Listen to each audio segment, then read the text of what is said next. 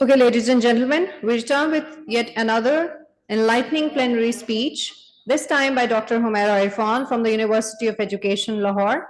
Her talk focuses on the development of personal autonomy in English language teachers and learners in Pakistan.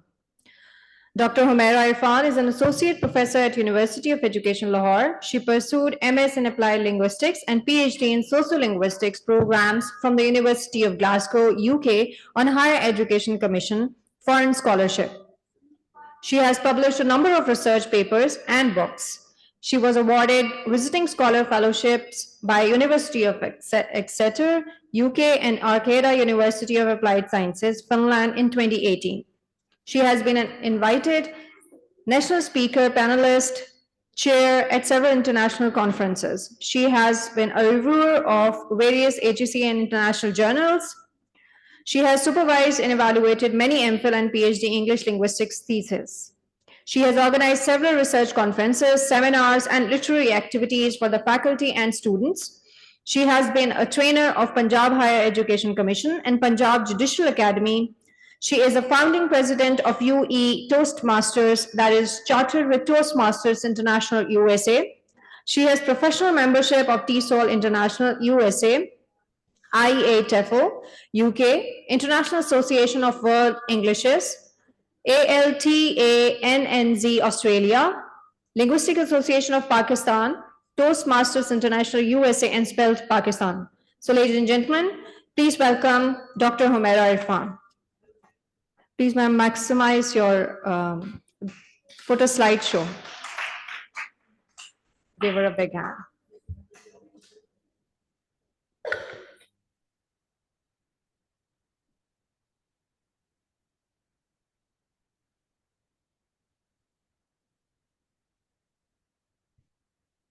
Is that okay? Yes, ma'am. Thank you so much. It's okay now. Thank you very much for generous introduction. So this is Dr. Humaira Irfan, and the topic of my plenary speech of talk is development of personal autonomy through digitalization and innovative English language teaching strategies in Pakistani universities.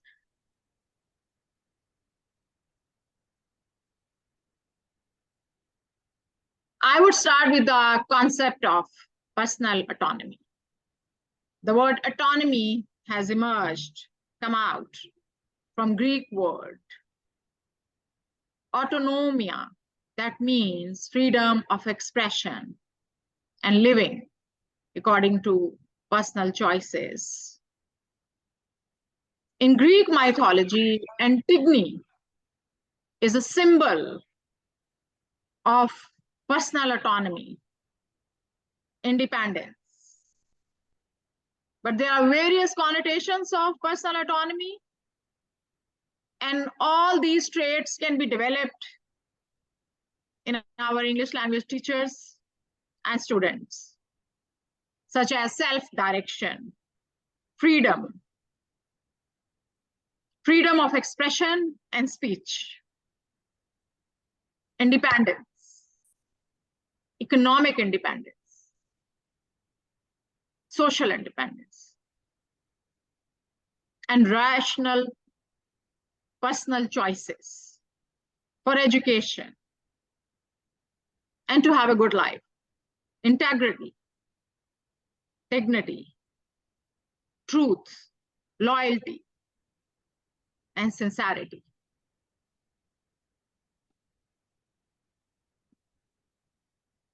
So how can we develop personal autonomy in English as a second language classroom?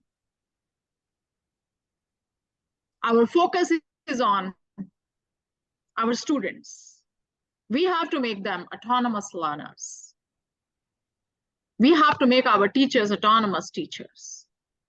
So the personal autonomy of students is manifested in their everyday activities, such as choice of courses, extracurricular activities, career choices, social and professional responsibilities, independent judgment, thinking positively, flexibility, and decisions in life. These are all very important.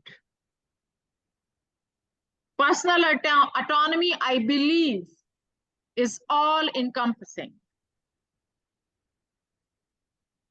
Ideal to be realized, and the role of English teachers is to inculcate in their students' minds that they have to be autonomous learners.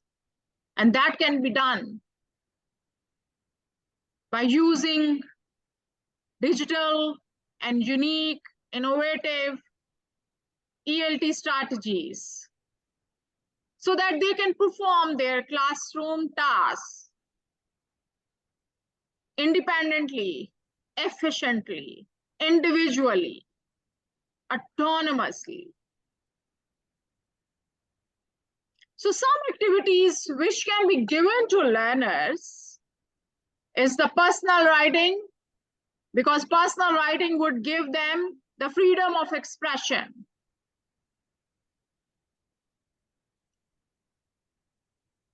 They would pour out their inner sentiments and feelings out onto the paper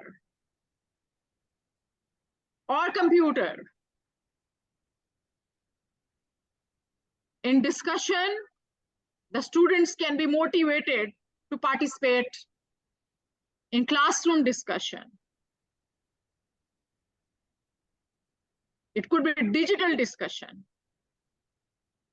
and drama. It could be script writing. They can write plays. They can write short stories. They can write poems.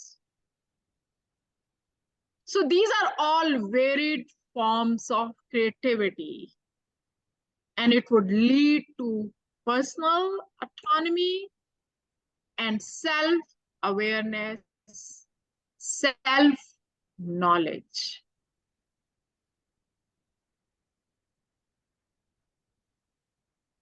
We expect that our students should have capacities for independence, self-direction, and they are able to make right choices, right personal choices in their life, and their career choices, and they can take the right decisions. Autonomy means to have relevant skills, professional skills, study skills.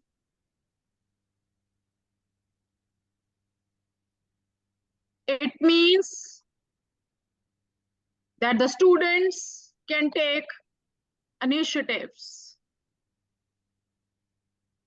and they can use their individual personal experiences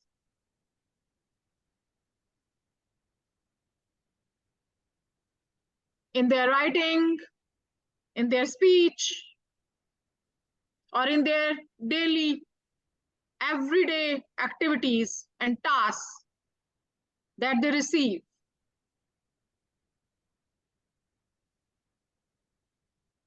Well, this is my theoretical framework. I believe that personal autonomy in ESL classroom, it can be developed through innovative pedagogical techniques, methods, and digitalization, through digital mode of teaching and learning, through technology, appropriate use of technology. So what are innovative strategies? These are critical pedagogy, experiential learning, creative pedagogy, reflective thinking, and technology. Digital mode of teaching and learning.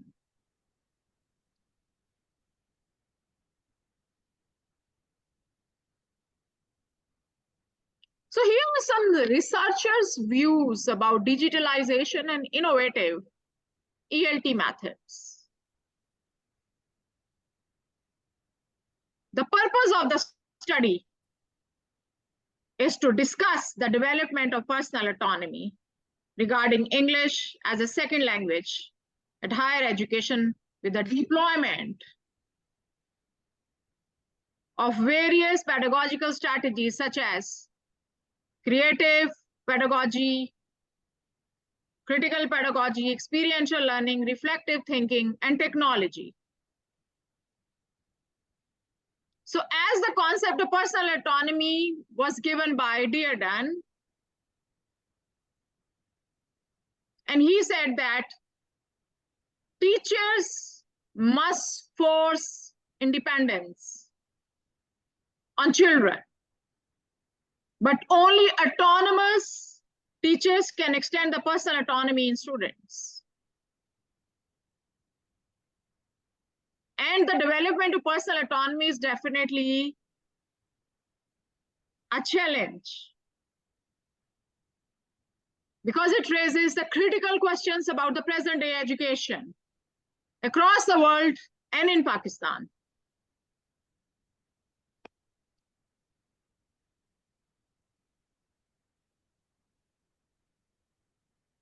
So it is believed that the literary texts which learners read and write have fragmentation and decentralization to mirror the postmodern conditions. So experiential learning, it could be an effective strategy to recognize the diverse experiences of the learners and the teachers. So English teachers can facilitate this knowledge. They can encourage the students to use their diverse experiences to develop their own voice so that they can have self-awareness and flexibility and adaptability. Another innovative strategy is reflective thinking that prepares students to be free agents for taking independent decisions. So the democratic goal in reflective teaching is to develop the autonomy. The students and the teachers become deconstructed in their readings of educational texts, their creation of values, and the evaluation of courses. Another strategy is creative pedagogy that enables learners to be autonomous agents. Creative pedagogy applies that there must be a space for reflection, for contemplation, and imagination, for deep self-involvement of teachers and learners. Critical pedagogy assists students to reflect, to debate, and learn critically. It enables students to evaluate the text critically and to expand their skills, their knowledge, authority to obtain the democratic values. So educators critically question how and what to teach, and the goal and the mission of the teachers is to make their students critical agents who can link the knowledge they are acquiring in universities with their social responsibilities. And the most important strategy is to be digitalized. because we are living now in digital times. And digital times are contextualized, reliable, valid, and authentic. So the teachers can use the real life pedagogical and learning materials, activities, resources, online libraries, online books, material, media and communication skills, and integrated knowledge, information, and language.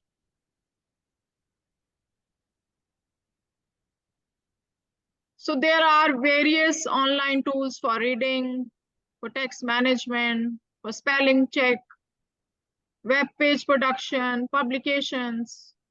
So all these resources and digital tools can be effectively utilized in the classroom intensively to make learners autonomous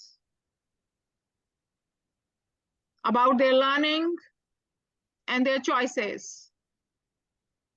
So personal autonomy can be developed through digitalization and technology.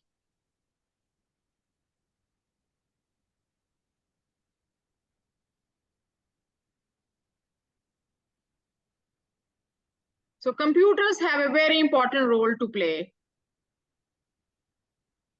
So I would like to say that the effects of technology, creativity, flexibility, and resilience have helped teachers to cope with challenges, uncertainties in times of crisis. For example, if you remember COVID-19, for bringing about digital transformation and social innovation.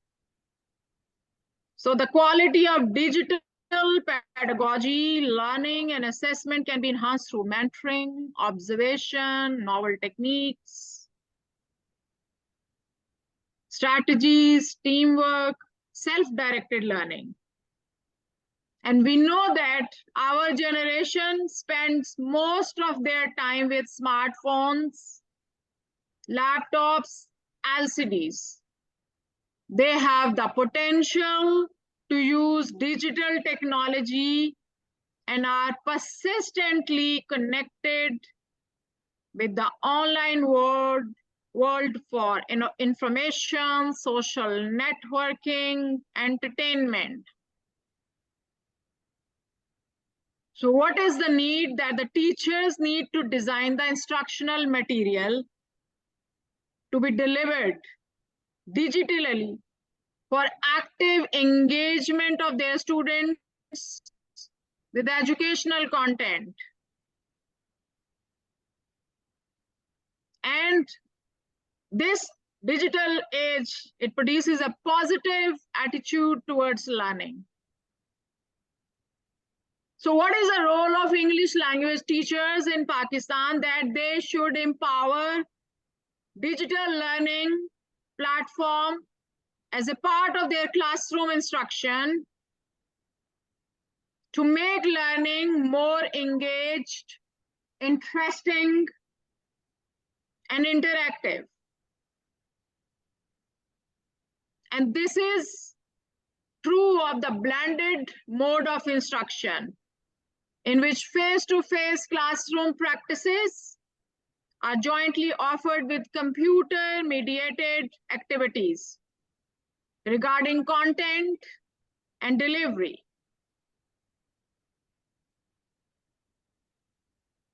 Now moving ahead to the next slide. This is our ELT scenario in Pakistan according to Michael Barber. So he observes that there are many habits and norms in Pakistan which are detrimental to progress in English. His words are that in Pakistan, 20% teachers are daily absent, and teacher absence has become the norm. The teachers who turn up are largely dependent on the textbooks, and the textbook themselves are outdated. Teachers' mastery of the subject matter is often lacking. Their pedagogical skills are limited and usually confined to most basic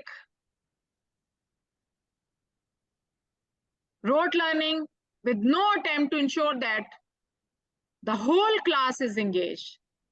The classrooms are very large and ill-equipped.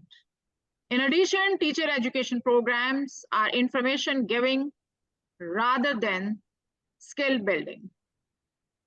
And I agree with Michael Barber. This is a true situation of our particularly public schools. Thus, Pakistani English as a second language teachers confront tensions generated by the competing demands of learners, requirements, contextual constraints, syllabus, specifications, and their own theories of best practice. So this is the research design of this study, that I designed a qualitative method to explore the issue. And the selected instrument was interview. There were two types of questions. So in part A, I got the information about the participants' gender, age, qualifications, and designation. And there were some open-ended questions. And this is a list of the open-ended questions. What is the meaning of personal autonomy? What are your personal views about personal autonomy?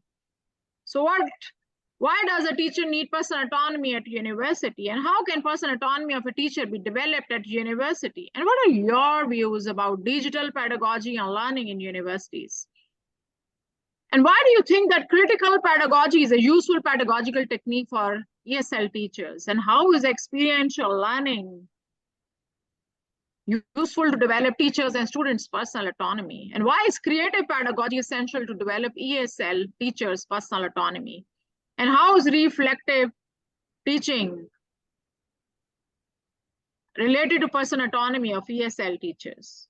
So I had selected the 10 faculty members from the Department of English of a large-scale public sector University of Lahore, Punjab, Pakistan, who had given consent to participate in the research. So here is the data that I'm sharing with you, that some perceptions of personal autonomy by the participants who are teachers. So participants discussed their views about personal autonomy. It is believed that a person must be given freedom to exercise.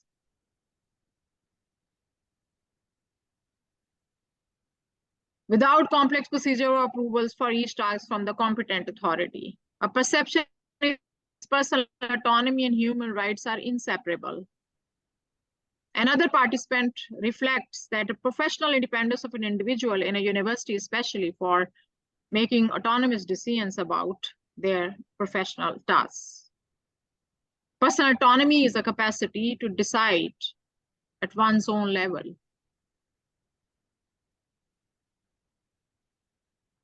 And how can personal autonomy be developed? The personal autonomy can be developed through capacity building, workshops, and seminars.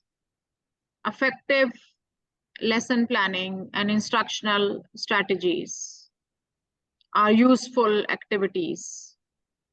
Freedom must be given to a teacher. It can be developed through ensuring self-respect, support, and encouragement of the teacher. By inviting innovative ideas, suggestions, insights of the faculty. There is a need for personal autonomy because university is a place for propagating research-oriented and critical thinking, and these skills cannot be implemented without personal autonomy. Research is not personal. Most of the universities say that research is personal. No, it's not personal. It is done for the community, for the university's benefit.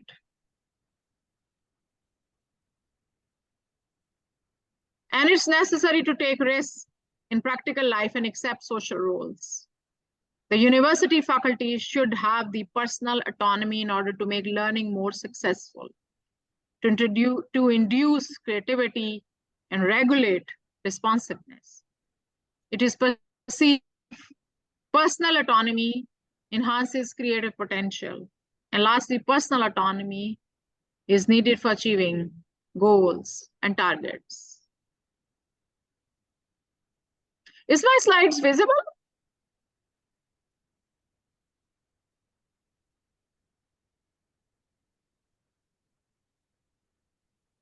So creative pedagogy is an essential tool that can develop the personal autonomy.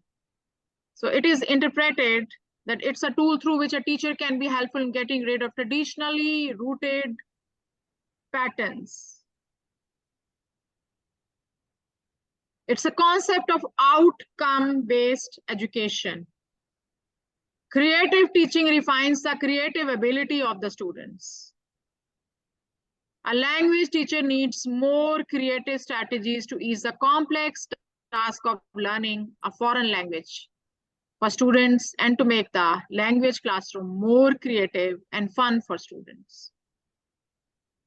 Creative pedagogy is intrinsically associated with the teacher's personal autonomy. It gives freedom to teachers to think differently and innovatively. And creative pedagogy ensures best teaching techniques. And we also need experiential learning. The participants report a teacher's personal experiences can pave way for refinement of his or her personal autonomy, individual experiences, individual insights being varied responsive interpretations to the text. And it is believed by experiential learning, teachers can bring unique and exclusive insights and observations. Experiential learning enables a teacher to reflect outside the box. Experiential learning is active learning. It develops a sense of solution to concrete issues, which in turn helps the teachers to reflect upon their daily teaching and learning experiences in the classroom. And it helps a lot in the personal and professional development of teachers. Here are some opinions about reflective teaching. The reflective teaching is an essential feature of personal autonomy, and it is extremely important for teachers to bring their own insights and reflections to the text, as well as invite students to do the same. Reflective teachings can help a teacher to formulate, develop, and even modify previously used instructional strategies according to the needs of the students. It's the best approach to understand the structure and patterns of the system and an individual's role in it.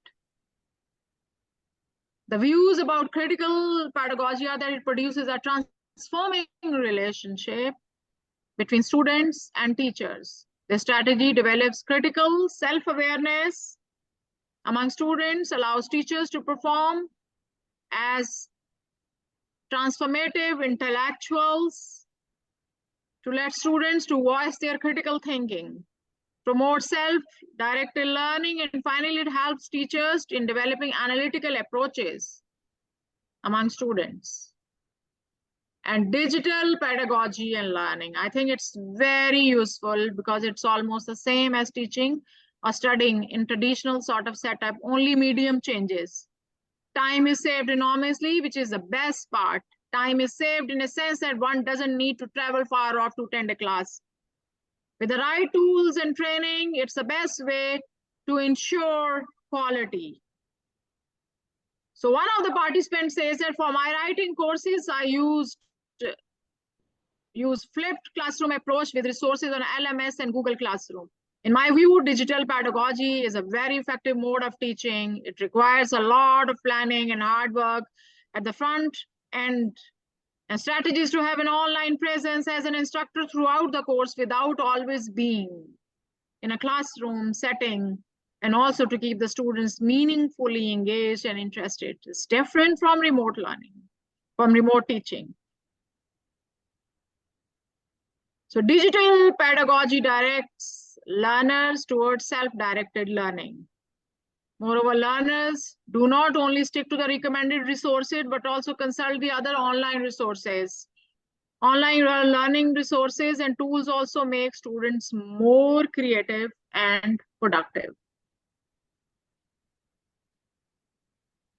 So as I am now beyond the time, so I will just quickly conclude it that both individualized learning and peer group tasks are needed to develop ESL, personal autonomy in children and adults. And the students will attain autonomy gradually unless the whole traditional system of education undergoes digital transformation. And the methods of teaching and curriculum should include the electronic media, popular culture, learners' activities outside the classroom to refine their creativity and criticality for promoting personal autonomy, students and teachers, and as an important quality of character. So here are some references. Thank you.